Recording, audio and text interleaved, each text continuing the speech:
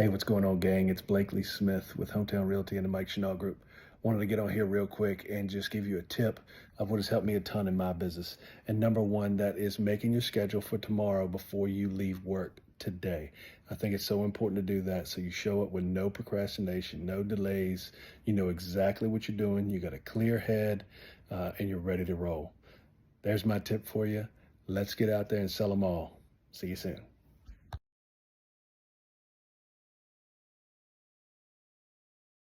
I think one piece of advice I would give is to try to control your morning. So in real estate, a lot of things can kind of go sideways throughout the day. You think you've got your entire afternoon free, and then all of a sudden somebody wants to see a house, or you're going on a listing appointment, or there's an appraisal that comes in short. Now you've got to tackle that. Or a repair addendum comes through, and now you've got to tackle that. So there's a lot of things that can happen throughout the day, but the mornings are generally much easier to control. So whether it's prospecting, lead follow-up, listing follow-up with showings after the weekend, whatever it may be, try to carve out an hour, maybe an hour and a half, 2 hours, whatever it is, and make it in the mornings, and just don't do any appointments before, X time, whatever that is for you, whatever, works. But that's probably the best piece of advice I can give is if you can carve out a little bit of time in the morning every day to do, X, Y, and Z, those items, those sort of action items that lead to future deals, that's a really key ingredient to being successful, I think.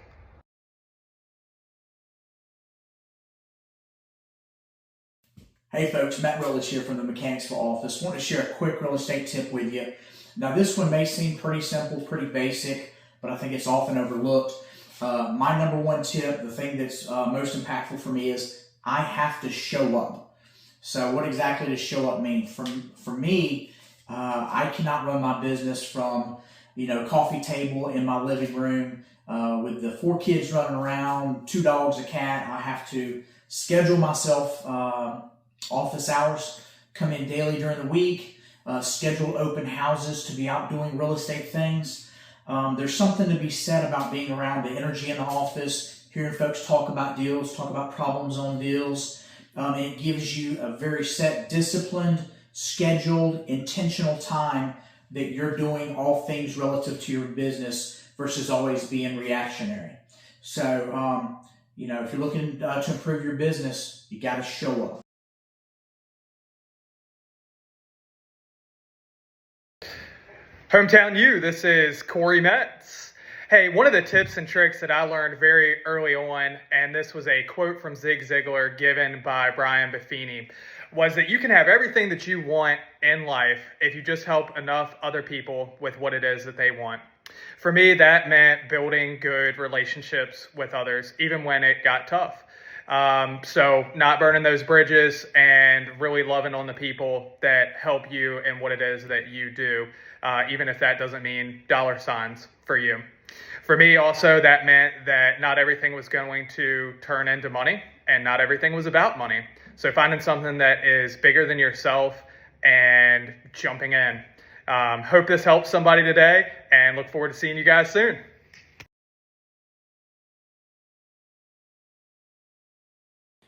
Hey guys, Tommy Sabiga here. Here's my one tip for being a successful agent that I wish every single agent did and practice on a daily basis, but that is to be ridiculously responsive. So I had a client one time give me a review that basically faster than Jimmy John's freaky fast, but being super responsive to calls, text, emails, and not just from clients. Obviously, clients are wanting good responsiveness, but to other agents. Agents want responses. If you're writing an offer, if you've submitted an offer, if you're doing inspection stuff, everybody wants quick responsiveness. So I would say that's the number one thing at being a successful realtor. It's certainly your clients, it's other real estate agents, it's appraisers, it's lenders, it's attorneys. But if you really want to be good and stand out from the rest, it's to be responsive. Thanks.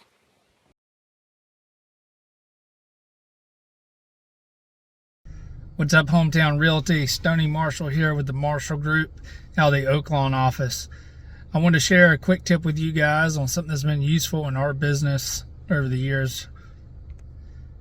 It's called the follow-up and follow-through method. It sounds simple because it is. Many years ago, early in my career, I was working with a gentleman, and it'd take me a few days to get back to him with the list of questions he had given me. And at the end of it, I asked him if he would like to work with me, and he said yes. When I asked him why, he said it was simple, that I'd followed up with all the answers to his questions, and that very few people ever do that in this business. And the light bulb went off for me. It was simple, just follow through with doing what you say you're going to do, and a lot of times these people decide they'll work with you.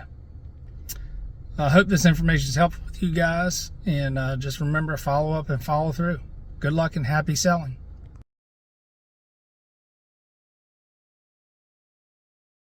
All right, here we go. Number one piece of advice for folks in the real estate business. Treat it like a job. What I mean by that is this. Imagine being a teacher. You have to be at the school at a certain time. School does end, but a lot of times you got to put in extra work. You're probably going to have to prepare the night before. You're probably going to have to do some work on weekends. When you can treat a business as flexible as real estate, like a job, you're more likely to have success.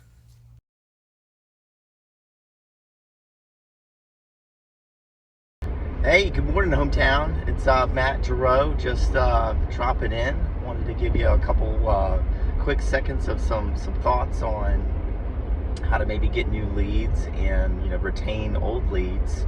Open houses, I think, is one of the best ways to meet people. Sales is a contact sport, so you need to meet and greet at these open houses. Some of the angles that we've done over the years have been to stay consistent in the neighborhoods that you are doing open houses in.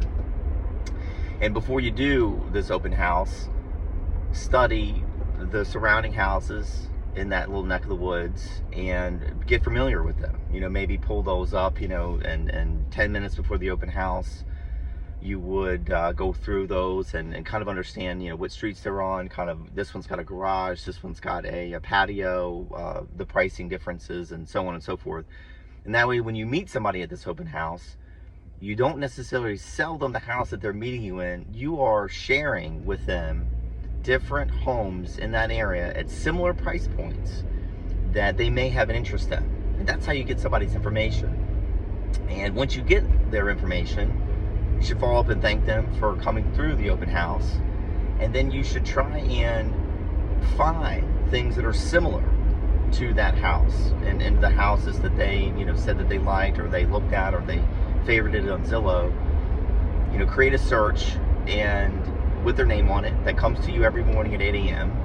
And when things pop up that may be of interest, just suggest those things to them. And as you do that with, let's say, 5 people or 10 people or 20 people, what you're going to find is that, you'll be selling houses, every so often. And that's one of the biggest keys that we have done over the past decade that has been very effective at finding clients and, retaining them and hopefully getting some, referrals in the mix. So anyway, share that, and hopefully that's helpful, and wish you well, and yeah, have a great week. See ya.